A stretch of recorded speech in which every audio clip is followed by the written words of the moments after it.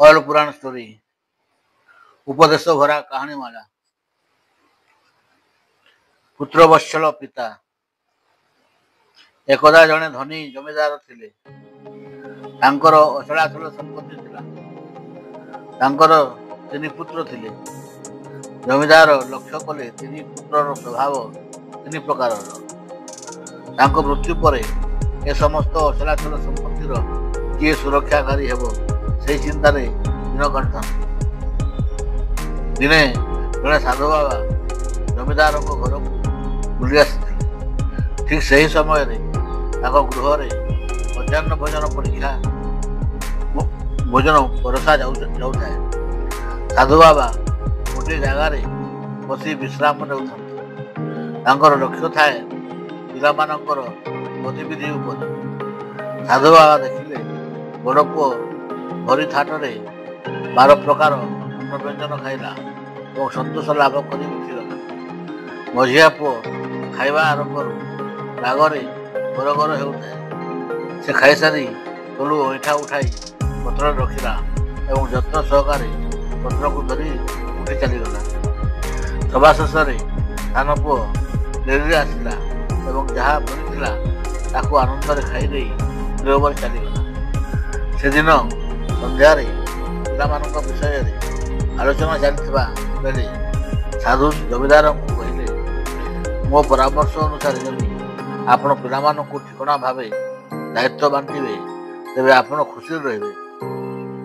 ଜମିଦାର କହିଲେ, ତାର ଉପାୟ ମୋତେ ଦୟାକରି ବତାନ୍ତୁ।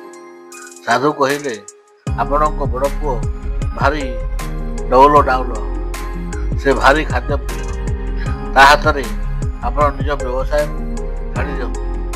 ଜମିଦାର କହିଲେ, ତାହେଲେ ସେ ତ ମୋର ସବୁ ସମ୍ପତ୍ତିକୁ ଖାଇଯିବ। ସନ୍ନ୍ୟାସୀ କହିଲେ, ନା, ବରଂ ସେ ନିଜ ହାଟ ବଜାୟ ରଖିବାକୁ ବାଟ କରିବ। ଆପଣଙ୍କର ଦ୍ୱିତୀୟ ପୁତ୍ର ଖୁବ୍ ମିତବ୍ୟୟୀ। ସେ ଅଯଥା ଖର୍ଚ୍ଚ କରିବାକୁ ଭଲ ପାଏ ନାହିଁ। ମୁଁ ତାକୁ ଠିକ୍ ଭାବେ ଲକ୍ଷ୍ୟ କରି ଦେଖିଲି ଯେ ସେ ଏତେ ପ୍ରକାର ଅନ୍ନବ୍ୟଞ୍ଜନ ପ୍ରସ୍ତୁତ ହୋଇଥିବା ଦେଖି ରାଗରେ ଗରଗର ହେଲା। ଏତେ ପ୍ରକାର ଅନ୍ନବ୍ୟଞ୍ଜନ ପ୍ରସ୍ତୁତ କରିବା କ'ଣ ଦରକାର ଥିଲା ବୋଲି କହୁଥିଲା। ସେ ଖାଇସାରିବା ପରେ ଗୋଟି ଗୋଟି କରି ତଳେ ପଡ଼ିଥିବା ଅନ୍ନକୁ ପତ୍ରରେ ସାଇତି ରଖିଲା। ମୋ ମତରେ ତାକୁ ଜମିବାଡ଼ିର ଦାୟିତ୍ୱ ପ୍ରଦାନ କରନ୍ତୁ, କାରଣ ତାରି ପାଖରେ ରହିଛି କୃଷକର ମିତବ୍ୟୟୀ ସ୍ୱଭାବ।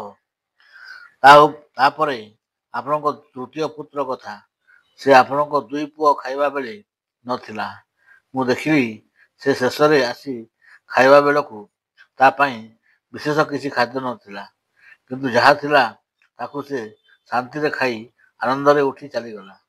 ବୃଦ୍ଧାବସ୍ଥାରେ ଆପଣ ଦୁହିଁଙ୍କର ଯତ୍ନ ସେ ନେଇପାରିବ, କାରଣ ତାଠି ଧୈର୍ଯ୍ୟ ଅଛି। ଯାହା ପାଇବ ସେଥିରେ ଶାନ୍ତିରେ ରହିବାର କ୍ଷମତା ତାର ଅଛି। ତା ଉପରେ ଆପଣଙ୍କର ବୃଦ୍ଧାବସ୍ଥାର ଦାୟିତ୍ୱ ପ୍ରଦାନ କରନ୍ତୁ। ସେ ବୃଦ୍ଧ ପିତାମାତାଙ୍କ ଦାୟିତ୍ୱ ବୋଝକୁ ସହଜରେ ତୁଲାଇ ପାରିବ। ଜମିଦାର ସାଧୁଙ୍କ କଥା ମାନି ସେହି ଉପାୟ କଲେ।